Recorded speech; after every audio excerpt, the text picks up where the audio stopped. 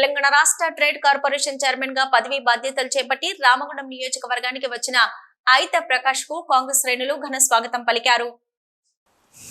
Ramagundam MLA Raj Thakur ఆదేశాల మేరకు రామగుండం నగర అధ్యక్షులు బొంతల రాజేష్ ఆధ్వర్యంలో రామగుండం బి పవర్ హౌస్ వద్ద కాంగ్రెస్ శ్రేణులు పుష్పగుచ్చాలనిచ్చి సాల్వాలతో సన్మానించి ఘనంగా స్వాగతం పలికారు.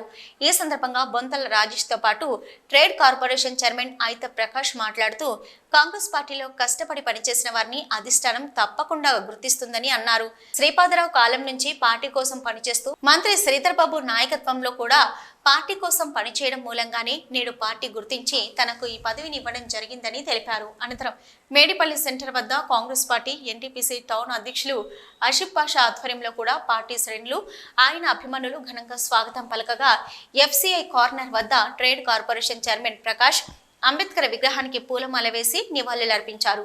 ఈ కార్యక్రమంలో కాంగ్రెస్ పార్టీ నాయకులు పాల్గొన్నారు.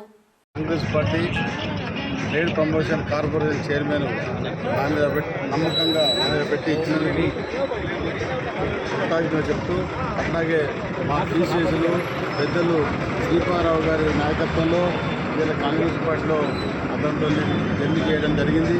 అలాగే వారి మరణాంతరం శ్రీరావు గారు మంత్రి శాసనసభ్యులు ఇలా ఐటీ మంత్రి ఇండస్ట్రియల్ మంత్రి శాసనసభ మంత్రి అయిన శ్రీధర్బాబు గారు నాయకత్వంలో పనిచేస్తూ ఇప్పుడు నమ్మకంగా కాంగ్రెస్ పార్టీ పరంగా ఉన్నందుకు నాకు పదవి ఇచ్చారు.